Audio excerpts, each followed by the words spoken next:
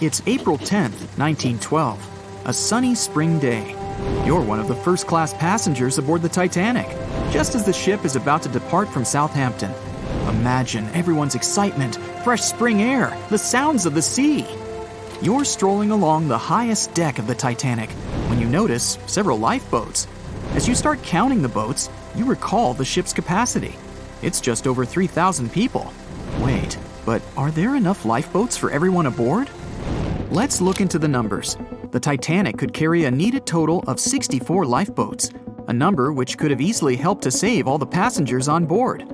Chief designer Alexander Carlisle planned to equip the ship with 48 lifeboats, but the Titanic ended up with a mere 20. The fact that this number of lifeboats wasn't enough for all the passengers was not illegal at the time. This was because the number of lifeboats required was calculated based on the tonnage of a ship, not her passenger capacity. Speaking of the Titanic, this number of boats was chosen for aesthetic reasons, to make the decks look less crowded to the ship's elite and high-class passengers. After the final decision on the lifeboats was taken, Carlisle quit his job. Passengers' strolls on the Titanic's decks were pleasing to the eye, but were they worth it in the end? In 2012, a century after the wreck, new documents related to the scandalous lack of lifeboats were uncovered. It appears that a safety inspector named Maurice Clark proposed the addition of at least 10 more lifeboats, 5 hours before the ship was supposed to set sail. But since the ship's owners clearly wanted to leave on time, his plea was overlooked. He was also warned that unless he kept this secret, he would be fired. In retrospect, had the owners followed his advice, an estimated 700 more people might have survived that night. The 20 lifeboats you counted, those that actually made it on board, could have carried only a third of the passengers, even at their full capacity. But tragically, some of them were launched with as few as 12 people, when they could have easily saved up to 65 people each. To add to the disaster, the Titanic's crew members were not properly trained on using the lifeboat launching equipment. That's why the boats were launched slowly, improperly, and sometimes without the right supervision. Out of the 20 lifeboats, only 18 were set afloat correctly. Also, passengers were not informed about safety measures. A lifeboat drill should have taken place on the 14th of April, but the captain eventually canceled the event. One of the many myths surrounding the Titanic and its catastrophic ending is also related to the lack of the necessary number of lifeboats. There was no maritime law at the time that said women and children should get into lifeboats first. But it was a universally accepted custom in such types of situations as a shipwreck. Shortly after the Titanic had sunk in the icy Atlantic waters, rumors started to spread. It was said that some desperate men had resorted to dressing up as women in those final moments before midnight on April 14, 1912. They wanted to get a spot on the lifeboats and have a chance to save their lives. At the same time, there's little to no evidence that any of the male passengers of the Titanic had actually done this. In any case, what happened to those 20 lifeboats that were on board the Titanic after the ship hit the iceberg? What we do know is that all these boats were launched between 12:40 a.m. and 2:15 a.m. with a total of 718 people on board. By the time they were rescued by the RMS Carpathia at about 4 a.m. the same day, only 705 people had remained alive. It took the crew of the RMS Carpathia more than 4 hours and 30 minutes to pick up all the passengers and 13 of the lifeboats. This was as many as the rescue ship was allowed to carry. The rest of the now empty lifeboats were left adrift at sea. Those salvaged were later given back to the White Star Line, the British shipping company which operated the Titanic. Strangely, after being returned, they appeared to have vanished from official records.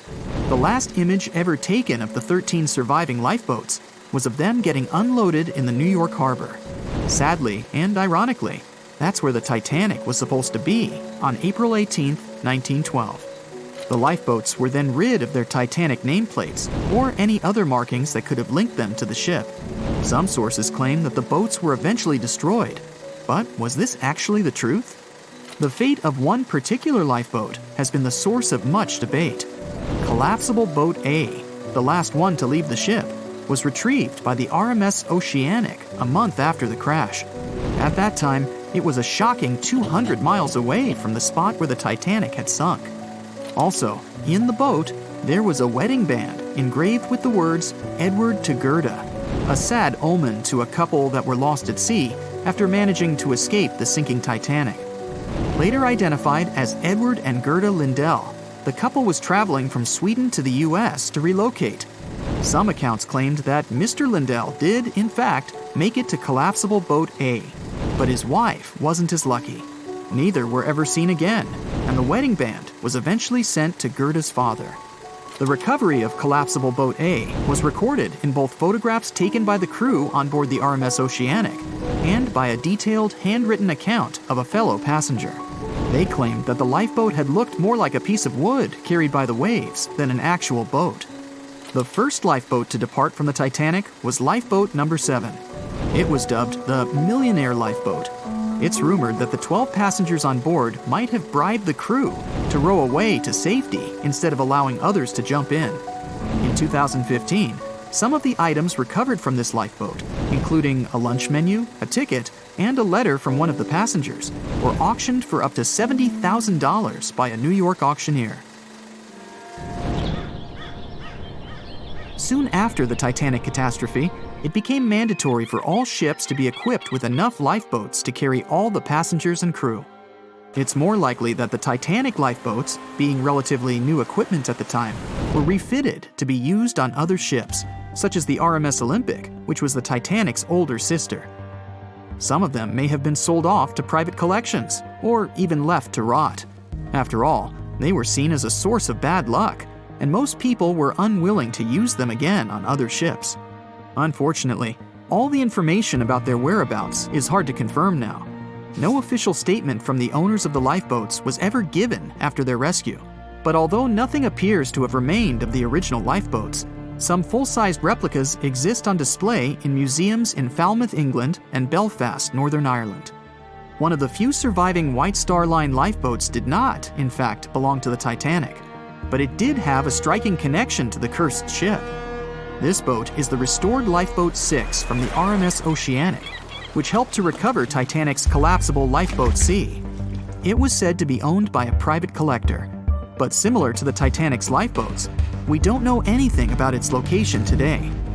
As for the nameplates and other identification marks of the lifeboats, the White Star Line seems to have kept them. Because some of these items were later auctioned and sold to interested collectors, even Rick Springfield supposedly got hold of one of the nameplates. One particular nameplate was already missing by the time the White Star Line employees had reached the lifeboats. It was the nameplate of Lifeboat Number 8, which had been taken by a sailor named Thomas Jones. He later gifted it to another Titanic survivor, the Countess of Rothes, along with a letter acknowledging the bond they formed on the night of the shipwreck.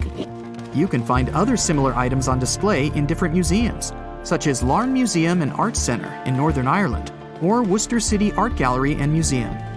To be fair, some experts claim that even if there had been more lifeboats on board the Titanic, there simply might not have been enough time to launch them all.